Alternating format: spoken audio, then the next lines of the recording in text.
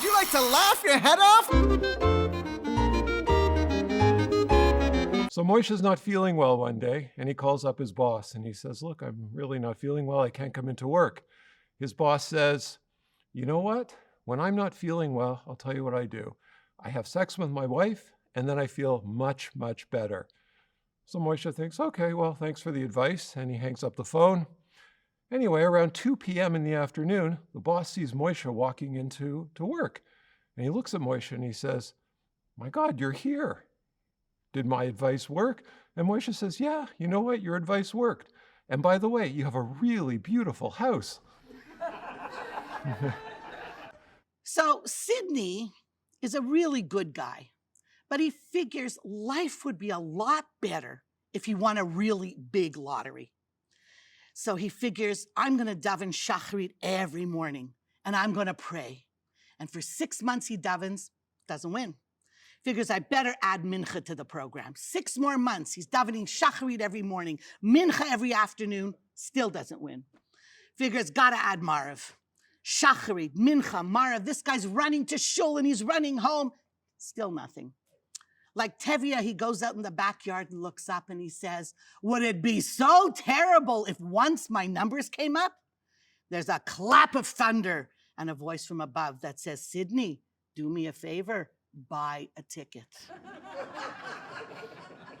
Jaime Cohen goes in to see the doctor for his checkup. He's just turned 60. The doctor examines him, comes back and says, you know what, Mr. Cohen, you're in amazing shape. You're in better shape than a 50-year-old. He said, how old was your father when he died? Mr. Cohen says, my father dead. He said, who says he's dead? He's alive. He's doing great. He's 85 years old. He's in perfect health. The doctor says, wow, that's amazing. He said, how old was your grandfather when he died? He said, my grandfather dead. Who said my grandfather's dead? He's 110 years old. He's doing great. In fact, he's getting married next week. The doctor says, getting married at 110? Why is he getting married? He says he's under a lot of pressure from his mother. This man and the woman, complete strangers, and they meet exactly 5 to 10 every Tuesday at this medical building, right in front of the elevator in the lobby. And for weeks, they see each other, they don't speak. And finally, he asked her, where are you going? She says, I go to the 3rd floor, there's a blood bank, I get $25. He says, wow. He says, that's good. She says, what about you? He says, I go to the 5th floor, there's a sperm bank, I get $60. The following week, they're there 5 to 10 on a Tuesday, and he's about to push the button for her for the 3rd floor, and she goes,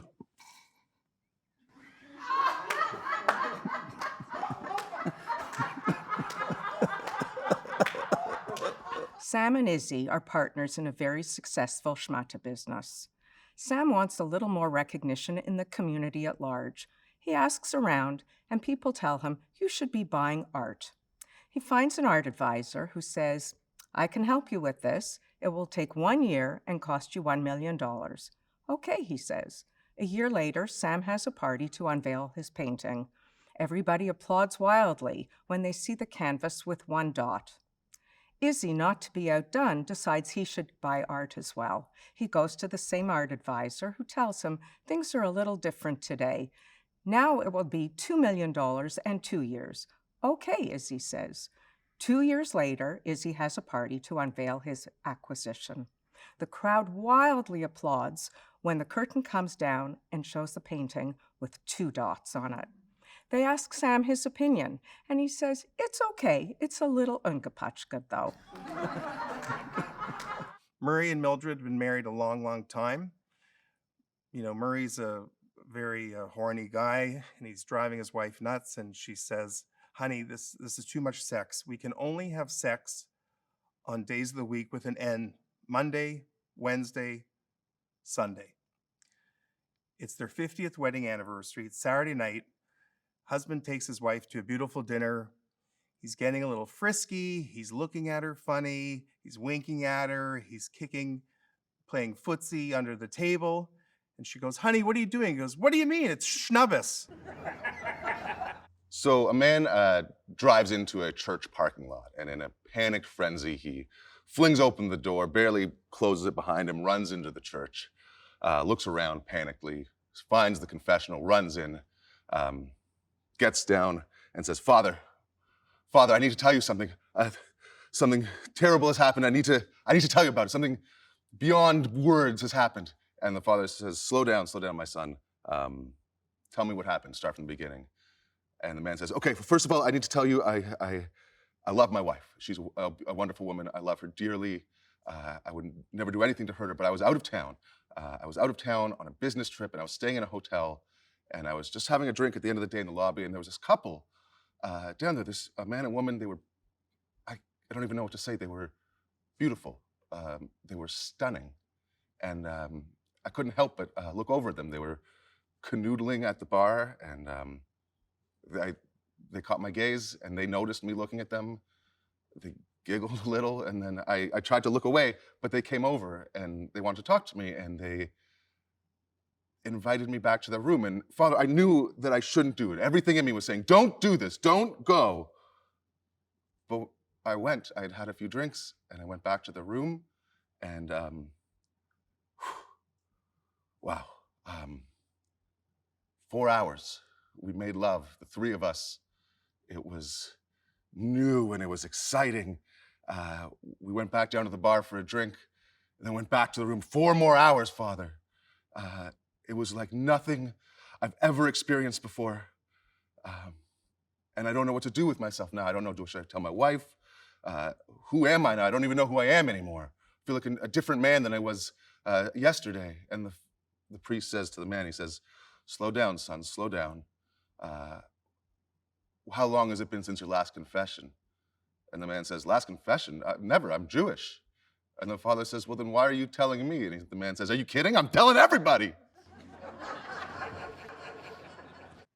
I remember fondly my Zadie's last words. Stop shaking the ladder, you fucking moron. So I want to tell you a story today about my elderly Aunt Bessie. She lives in Detroit, 90 years old, sharp as a tack.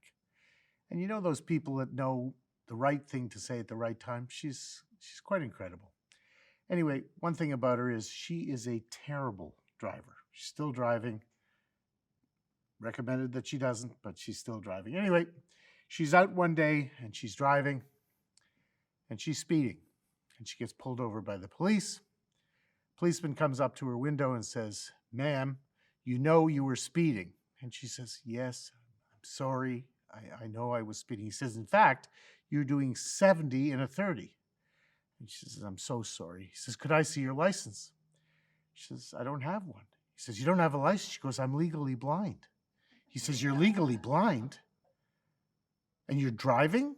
He says, let me see the ownership of the car. She says, it's not my car. She says, it's not your car.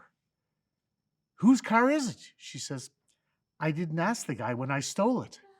He says, you stole the car? She says, yeah. And I had to kill him and put the body in the trunk. Anyway, the policeman is just absolutely beside himself. He backs away from the car. He phones back up. Another police officer comes a moment later, comes up to the window and he says, ma'am, pop the trunk. She says, okay. She pops the trunk. He goes around the back. He looks in it. Trunk has nothing in it except a spare tire. In fact, it was very neat. Comes around to the window again. He goes, could I see your license? She says, yes, officer. Here's my license. He says, what about the ownership? She says, here's the ownership. He says, you know, there's something that doesn't make sense. He says, I got a frantic call from my partner who told me a terrible story. He says, you don't have a license because you're legally blind. You stole the car. You killed the guy whose car it was, and you put his body in the trunk. She says, officer, and I'm sure he also told you I was speeding. The synagogue is having a real problem. They have mice everywhere in the synagogue. They can't get rid of the mice. They call an exterminator. They call another exterminator. They call another exterminator. But the mouse problem just won't go away. So they finally decide, okay, well, let's speak to the rabbi. Maybe the rabbi has an idea. So they go to the rabbi. They say, Rabbi, we can't get rid of the mice in the synagogue. And the rabbi says, you know what? I have a solution. What I'll do is I'll gather all the mice together. I'll give them bar mitzvah lessons. And once they're bar mitzvah, you'll never see them again. It's the end of the summer. Howard and Sharon are up in Muskokas. They're at the cottage. The kids are still at camp, and they're having a lovely night. They're drinking and partying, and it's just fantastic. The weather is beautiful. The stars start to come out, and all of a sudden they see a spaceship, and the spaceship lands. And out of the spaceship comes this stunning space couple. Howard and Sharon go, whoa. And the space couple comes over and says, we've been observing Earth, and it's our last night here, and we'd really like to have an Earth experience. You think we could hang out with you guys? And Sharon and Howard said, yeah, sure. And so together they're drinking, they're partying, they're having a great time, barbecuing away. It's wonderful, having a lot of fun, lots of laughter. And the space guy says to Howard, you know, it is our last night. We're never coming back here. Do you think we could switch up our wives? So Howard said, let me talk to Sharon. He speaks to Sharon. She says, oh, okay.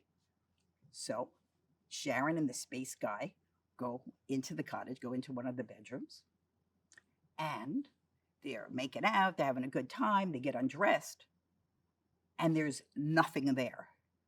And Sharon looks and he goes, the space guy goes, wait, and he goes like this, and out comes his penis like a toothpick. And Sharon goes, well, he goes like this, and now it gets long. And she goes, and he goes, and then he goes like this, and whoa! Well, he rocked her night. They had a fabulous time. She wakes up in the morning, space guy's gone. She goes downstairs, and she goes, Howard, wasn't that amazing? And Howard goes, what are you talking about? It was a horrible night. All she did was pull on my nose all night. So two whales are sitting at a bar. One whale says,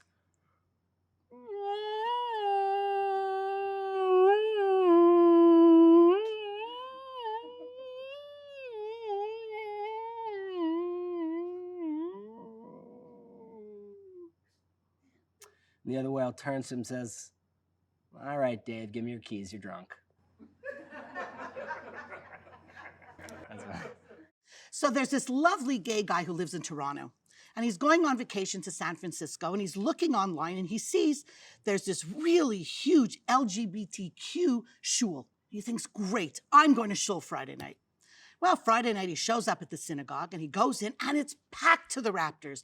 And he thinks, this is amazing. Here in San Francisco, everyone's accepted. Everyone is Jewish. This is great. And he looks for a place to sit, and he realizes there's nowhere. There's so many people. But he sees right in the front row, there's an empty seat.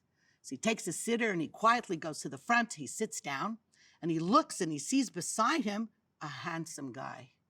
Blonde hair, blue eyes, shirt open to the pipik, gorgeous. Figures, it's a gay shul. How am I going to meet this guy? So he just gently puts his hand on his knee. Security comes and grabs him. They pick him up and they throw him out of the shul. And he said, what happened? I thought this is a gay minyan. They said it is, but nobody touches the Rebbitzin. Now, the garment industry in New York hired a lot of traveling salesmen. And these salesmen used to get together and just commiserate. And the most common thing they talked about when they traveled to all these cities was the best place to eat. And they're discussing it. And one of the guys says, guys, if you're ever in Chicago, you got to go to this place. It's unbelievable. You go down a State Street, and there's a little side street, and you'll see a big sign, Moshe's Delicatessen. You got to go there. It's not so fancy, it's, so, but the food is absolutely delicious. You wouldn't taste as good a food anywhere. You gotta go. Well, this fella thinks about it. He's going to be in Chicago next week, so he goes. And he goes down State Street, little side, and he sees this restaurant, Moshe's Delicatessen. He goes in, and it's not a fancy place, that's for sure. It looks a little messy. Napkins on the floor, the tables don't have any tablecloths, there's crumbs here and there. He figures, he says, what have I done? But what the hell? He sits down. And the waiter comes over, and the waiter is, an ordinary guy. He's got a white shirt with grease stains on it and everything. But he orders the food. He figures, geez, what am I doing here? The food comes. The soup, the main course, everything, the dessert, is absolutely delicious. He can't get over how good it is. He's got to go home and tell all the guys about it. Finishes the food, and he says, I want to talk to the manager. So the manager is over there by the cash. He goes, he comes up to him, he says, are you Moshe? He says, yeah, I'm Moshe. He says, I got to tell you, this is the best food I've eaten in my life, but the place here is filthy dirty. He says, why don't you fix it up a little bit? Paint job, clean it up. You come in, you lose your appetite, but your food is so delicious. You could make a fortune if you clean this place up. So Moshe says, well, maybe, yeah, no, okay. Anyway, the guy leaves. A year goes by, and he finds himself back in Chicago, and he says, I'm going to go down to Moshe's. So he goes State Street, a little side street, and he's looking for Moshe's, can't find Moshe Delicatessen. But he sees this beautiful new building with a canopy in the front, and he opens the door and he goes in. It says, the sign is the Golden Guppel Fine Dining. Golden Guppel. A guppel is a fork in Yiddish, like a knife and a fork. It's a knife and a guppel. This is the Golden Guppel Fine Dining. He goes in and he can't get over it. There are chandeliers, crystal chandeliers over every table, tablecloth on every table. The waiters are walking around in tuxedos with gloves, white gloves and white ties. And a maitre d' comes over and he sits him down at this table. And he sits down, he says, looking around, he can't recognize this place. But he figures, the food is probably lousy. The food comes. It's the best, again, he's ever tasted, just like a year ago. He can't get over the good food. And the waiters are walking around, every waiter with the white gloves and they don't serve the food, but every waiter is holding a tray. And when he comes with the food, he takes a golden guppel out of his lapel, and he takes the food and puts it on the plate. Golden guppel with a lapel. Every waiter has a golden guppel in the lapel, a golden fork. And that's the way they serve. He can't get over how hygienic. It was beautiful. The food was what he's got to see the manager. He's got to see Moshe. He sees Moshe after the meal. He said, Moshe, I got to congratulate you. I never had such a good meal in such a beautiful place. I remember a year ago, I told you should fix it up. You took my advice. Congratulations. This place is wonderful. So cemetery, so clean, so beautiful. And Moshe says, thank you very much. He says, and I can't get over the way the waiters come with a tray and they take a golden guppel from the lepel and they take the food and they put it on the table. Nothing is touched with the hands. So clean and hygienic and cemetery, beautiful. And Moshe says, yeah, that's what I did. I want to make it very good. Nothing here is touched with the hands. Nothing. It's absolutely cemetery. Nothing is touched with the hands. He says, I can't get over it. But he says, you know what? Beautiful. The way the waiters have a tuxedo and the white tie with the white gloves, spotless. But from every one of your waiters, I noticed there's a string coming out of his fly. Every waiter has a string coming out of the beautiful tuxedo and a string coming out of the fly. What is that? Moshe said, in this restaurant, nothing is touched with the hands. Once in a while, a waiter, he has to relieve himself, go to the washroom, goes to the washroom, but nothing is touched with the hands. Takes the string, pulls it out, the man does his business, relieve himself, and everything is fine. He says, that's unbelievable, how clean. He said, well, wait a minute.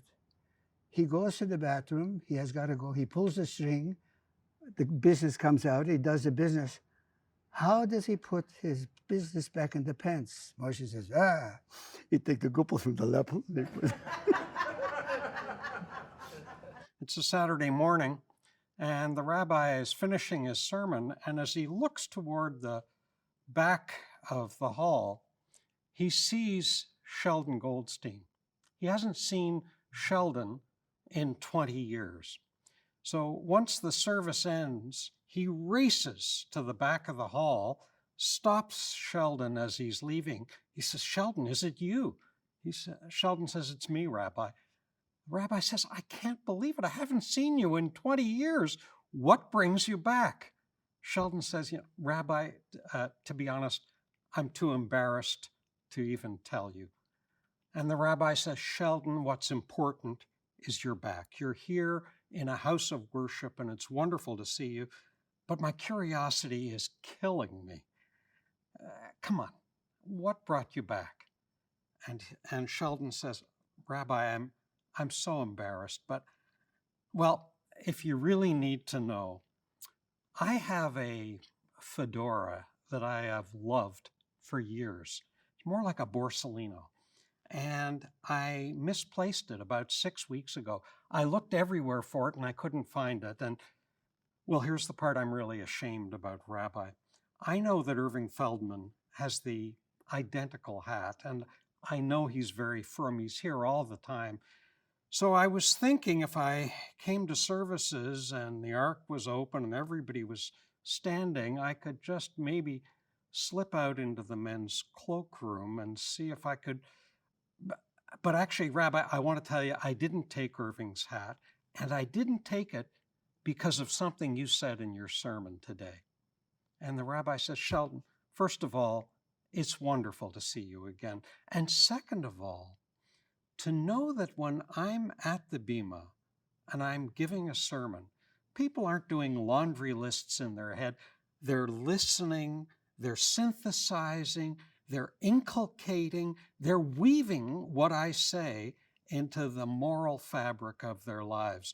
So when I gave my sermon today on the 10 Commandments, knowing that when I said, "Thou shalt not steal," it obviously had resonance for you, it had meaning, it had influence. And Sheldon says, "Well, actually, Rabbi, that wasn't it." He says, "What was it?" He said, "Remember when you talked about thou shalt not commit adultery?" I remembered where I'd left it.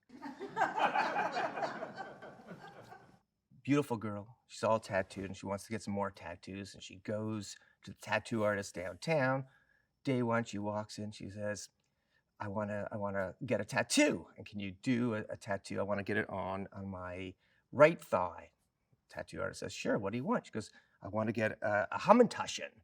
She says, "What's a hamantaschen?" "Oh, it's like a triangle cookie that you would have on Purim. So can you get a hamantaschen and underneath it, can you write Purim?" He says, "Sure." So she does it, goes to work. Beautiful, beautiful hamantaschen on her right leg. And she leaves and that's it. A week later, she comes back, the same girl. And she says to the tattoo artist, I would love for you to do a tattoo on this leg, on this thigh, and on this thigh, can you do a piece of matzah? And the guy says, "What's matzah?" He goes, "Well, it's like this thin kind of unleavened bread that you have on Passover. Can you do one on my left thigh?" He says, "Sure." And he goes to work and does his tattoo on the left thigh and writes Passover underneath. And it's really beautiful. And she's about to leave. And he says to her, he says, "These are really, really weird tattoos. Can I ask you, what's the meaning?" She goes, "I'm just tired of hearing my husband say that there's nothing to eat between Purim and Passover." So, Rabbi walks by a church. He sees the priest from the church, goes up to him and says, "Father, how you doing? I haven't seen you for so long. You know what? After all these years in this community together, I really would like to know what it is that you do, how you conduct your services in the church." The priest says, "Rabbi, you know what? That's a great idea. Why don't you come in with me? I'm going to hear confession now. Sit in a booth with me, and you'll see what we do." So they go into the booth. First guy comes in, says, "Forgive me, Father, for I have sinned. I committed adultery 3 times this week." The priest says, "It's okay, my son. God will forgive you. Put $5 in the kitty, say 5 Hail Marys." Next guy comes in, "Forgive me, Father, for I have sinned. I committed adultery 3 times this week." The priest says, "It's okay, my son. God will forgive you. Put $5 in the kitty, say 5 Hail Marys." Next thing, the phone rings. The priest has to get to the phone. He comes back, "Oh my God, I have an emergency. I have to leave. Sorry, Rabbi, but I have to go." The rabbi says, "Look, Father, it's okay. I've got this down pat. I've seen what you do. Let me take care of it. So the priest says, okay, great, and leaves. The next guy comes in. Forgive me, Father, for I have sinned. I committed adultery twice this week. The rabbi says, it's okay, my son. Go out and do it again. We have a special this week, 3 for $5.